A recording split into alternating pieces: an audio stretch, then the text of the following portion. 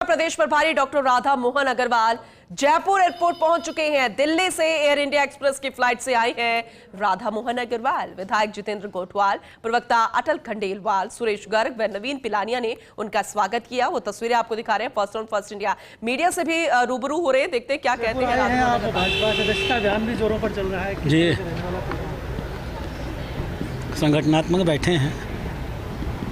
अब चुनाव तो किसी भी समय हो सकता है, आसन्न है। ये तो चुनाव आयोग के ऊपर है कि चुनाव की कब घोषणा करें। तो अब हम लोग कुछ न कुछ तो चुनाव के संदर्भ में निर्णय लेंगे ही ना। उसी दृष्टि से सभी वरिष्ठ राजस्थान के वरिष्ठ नेताओं के साथ एक औपचारिक रूप से बातचीत करने के लिए हम लोग आए।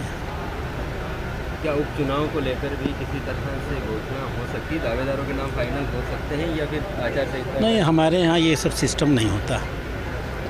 हमारे यहाँ कोई भी नाम लोकल स्तर पे घोषित नहीं किए जाते। हम लोग एक टीम बनाते हैं, एक सूची बनाते हैं ऐसे जो प्रमुख लोग हो सकते हैं। फिर उनको सूची हमारी राष्ट्रीय इकाई को दी जाती है।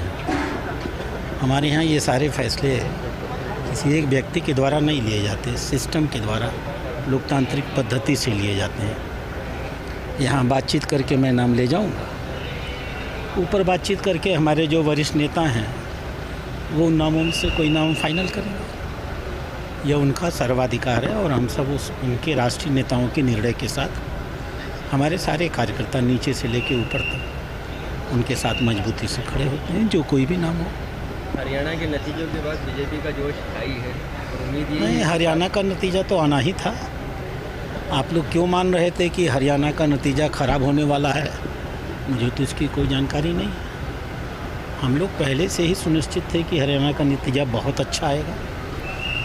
ये स्वाभाविक है, कार्यकर्ता जब जीत मिलती है तो उत्साहित होता ही है। हमारा कार्यकर्ता है, भावुक होता है, भावनाओं से बढ़ करके रखता है। राजनीति के बदले में कुछ पाता थोड़ी है, सेवा करता है, मेवा कहाँ उसको मिलता है। तो जब उसको लगता है कि संगठन की जीत हुई, माननीय मोदी जी का सम्मान और उनका पूरी दुनिया में अस्तित्व बढ़ा, तो उसे खुशी होती है, उसके अंदर एक उत्साह का सृजन होता है। स्वाभाविक रूप से उसका असर चुनाव पर पड़ता है। मैं कैसे मना करूँगा, पड़ता है। चुनाव की सीटों पर सर लग रहा है कि कांग्रेस के जो सांसदों ने खाली किए हैं, तो कांग्रेस कह रही है कि हमारी जीत पक्की है। अब कांग्रेस खड़ा कर ले अपनी प्रत्याशी।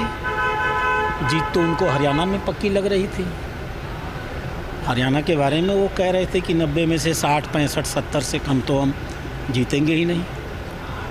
उनकी जो मुख्य स्पोक्स पर्सन थी, महिला, नाम नहीं लूँगा, उन्होंने कहा था कि 20 सीट से ऊपर भाजपा की आ जाए तो मेरा नाम बदल दिएगा।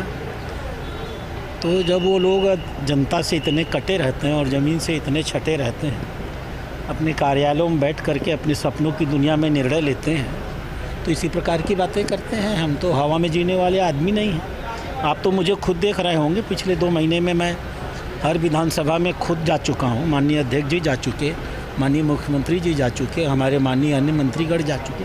तो हम लोग तो ज़मीन से सूचना लेकर ज़मीनी धरातल पे काम करने वाले लोग हैं। उनके कहने से जनता थोड़ी चलती है। जनता सीएम कहते हैं कि सर्कस चल रही है राजस्थान में, सरकार नहीं, और जो मंत्री इस्तीफा दे देते हैं, लेते नहीं है, काम नहीं करते। पूर्व सीएम इसी योग्य होते। तो जब इतनी ऐतिहासिक तरीके से चुनाव हार रहे थे तो उसी का मूल्यांकन कर लिए होते। अभी तो वो ये भी नहीं बता पाए हैं कि 2023 में इतनी ऐतिहासिक हार उनको मिली क्यों थी। पहले उसका स्पष्टीकरण दे दें और जनता के सामने तय कर दें कि अपने नाते हारे हैं या पायलट के नाते हारे हैं, डोटारा से नाते हारे हैं, या राहुल गांधी के नाते हारे हैं, या कार्यकर्ता नाराज़ थे इसलिए हारे हैं। उस पर टिप्पणी करें तो हम लोग को थोड़ा अच्छा भी लगे। किरोड़ी जी के इस्तीफे पे भी कुछ फैसला हो पाएगा? मुझे नहीं मालूम है कि किरोड़ी जी ने कोई इस्तीफा दिया है, मेरी जानकारी में ही नहीं है। तो भाजपा प्रदेश प्रभारी डॉक्टर राधा मोहन अग्रवाल राजधानी जयपुर पहुंच चुके हैं। जयपुर पहुंचते ही उनका स्वागत किया गया। वो तस्वीरें हमने आपको दिखाई और अब यहां से रवानगी लेते हुए, लेकिन इससे पहले मीडिया से रूबरू हुए। तमाम सवालों के उन्होंने खुलकर जवाब दिए और चाहे वो हरियाणा के चुनाव के नतीजों पर उन्होंने बात की कि चाहे वो मीडिया को आखिर क्यों लगता है या विपक्ष को क्यों लगता है कि नतीजे हमारे अनुरूप नहीं आने थे और हम पहले से ही आश्वस्त थे कि भाजपा की ही सरकार बनेगी और अब तो बहुत जल्द शपथ ग्रहण समारोह भी होने वाला है और आने वाले समय में जितने भी राज्यों में चुनाव है वहां पर भी कमल खिलेगा। इसके अलावा डॉक्टर किरोड़ी लाल मीणा पर भी उन्होंने कहा कि मुझे जानकारी नहीं है कि उन्होंने अभी तक इस्तीफा दे दिया है और विपक्ष पर वो करारा हमला बोलते नजर आए और आने